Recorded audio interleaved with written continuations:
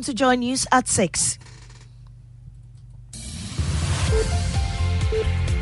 The news is live on Joy 99.7 FM and hits 103.9 FM in Accra. In Kumasi, we're on Love 99.5 FM and over 30 affiliates across Ghana's 16 regions, including Jubilee and Sun City Radio's Keta, Saboba FM Saboba and A1 Radio Bolgatanga.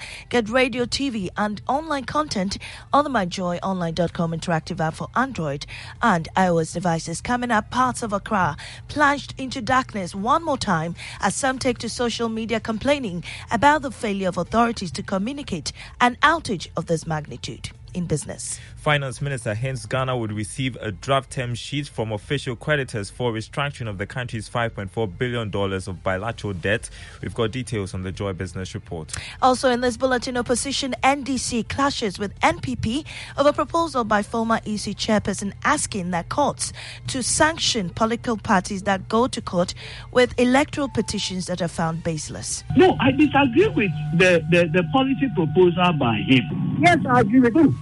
It's obvious to everyone that the NDC at the time went to court without a case. Also, Institute of Democratic Governance IDEC says its 2020 post-election analysis reveals 75% of Ghanaians believe Ghana's local government system is malfunctioning. But this has been the pattern in the Fourth Republic. So what doesn't work and what people are not enthusiastic about compared to party politics. So we have a challenge if we're going to transform our country, the economy, and respond to the aspirations of the people. And later, Chef Faila, who is attempting to set a new world record for the longest cooking marathon, will later today end her attempt after cooking for more than 215 hours. We started on the 1st of January and we are ending on the 10th of January. That is 10 a.m. in the morning. I am Amiesi Nyamiche Thompson. Let's go into the details. And now parts of the capital, Accra, was plunged into darkness last night, causing inconvenience to consumers. Some took to social media to express their disgust and disappointment over the situation. There's not been any official explanation yet, but Joy News sources have revealed the West African pipeline operator, WAPCO, has once again cut supply to power producers, leading to a 500 megawatts shortfall. We'll bring you details of that subsequently. Now to politics. The opposition NDC is on a collision course with the governing NPP following a controversial proposal by former EC chairperson Kwadwo Afari-Gyan. He is suggesting that any political party that files an electoral petition deemed baseless should face sanctions. The Supreme Court has in the past thrown out electoral petition filed by two major political parties. Speaking to Joy News, Director of the Legal at the NDC, Ediji Tamaklu, said adopting such a proposal will push the public to resort to the streets to address their grievances. No, I disagree with the policy proposal by him. And my disagreement is that if you are using costs to discourage people from approaching the courts, when they have reasons to believe that they have been cheated in a presidential election, they'll resort to the street. Now do a cost-benefit analysis of going on the street and using the judicial process. I would always prefer the judicial process. But Chairman of the Constitutional and Legal Committee, Frank Davis, disagrees. He said the courts should apply sanctions based on the determination of the cases before it. If the Commissioner Afari-Gyan is saying that in such petition, the petitioner should be mocked in every activity court, yes, I agree with him. But you can't put all the two together. That the mere fact that the petition has been mounted means that the person should be mounted in court. You look at the determination at the end of the day. It was clear to any obvious person in this country. It's obvious to everyone that the NDC at the time went to court without a case. And you heard Frank Davis, Chairman of the Constitutional Legal Committee of the NPP. Now, the Institute of Democratic Governance, IDEC, says its 2020 post-election analysis is revealing 75% of Ghanaians believe Ghana's local government system is malfunctioning. The local assembly's last elections is widely reported to have recorded a low turnout, a case which has persisted for almost 3 decades. Now, Executive Director of IDEC, Dr. Emmanuel Akwete, says constitutional reforms will be required to reverse the trend. 75% of Ghanaians are saying the local government system doesn't work. And they have shown it, I think, in the recent local assembly elections. We do not know the figures yet. The EC hasn't released it, but from all indications, it's not going to be any different. But this has been the pattern in the Fourth Republic. So what doesn't work and what people are not enthusiastic about compared to party politics, it averages 75 to 80%. So we have a challenge if we're going to transform our country, the economy, and respond to the aspirations of the people. Now, the Ghana National Association of Teachers, NAT, is cautioning teachers in the Nkwanta South Municipality against comments that could trigger clashes in the area. Schools in the municipality were shut down in November last year due to intertribal conflicts between 3 ethnic groups, leading to the killing of at least 13 people. Schools have now reopened amid maximum police patrol, but NAT is steering teachers away from comments that could inflame passions. Maxwell Joko is in Nkwanta South Municipal Chairman of NAT. Let us all be very conscious.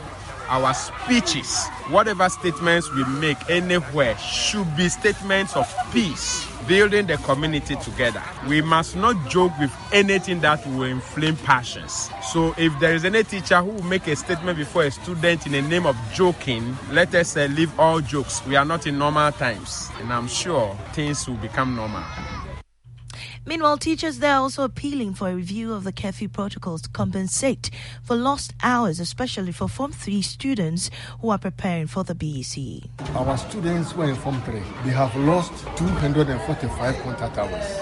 And we have only this term and then amend the next term to teach them to go and write the BEC. And WAEC wouldn't say that because there's a problem here, they were softening their questions. They are going to write the same questions other students are going to write. So we are thinking of ways and means of helping the students complete the syllabus.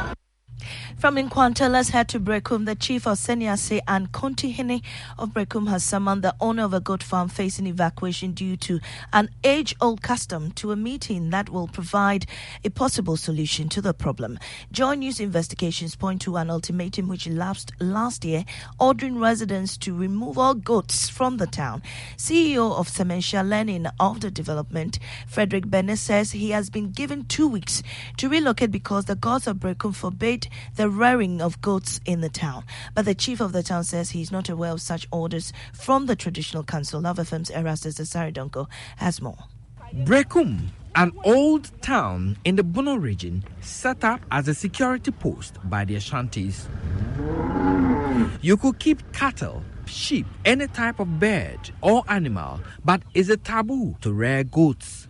No matter how strange it sounds, traditional authorities and some indigents like Antebedu, who came to the town in the 60s, believe the river deity Asiokra casts his misfortune on whoever rears goats in the town. No Brekum indigent will prosper if he rears goats. They will be hit by calamities and misfortune. One of the affected is Chief Executive Officer of Sementia Learning and Development Farm, Frederick Bennett. He tells Joy News he's been given an ultimatum to move his over 250 breeds of goats from the town. In fact, when we heard this, it was a very stressful story to us.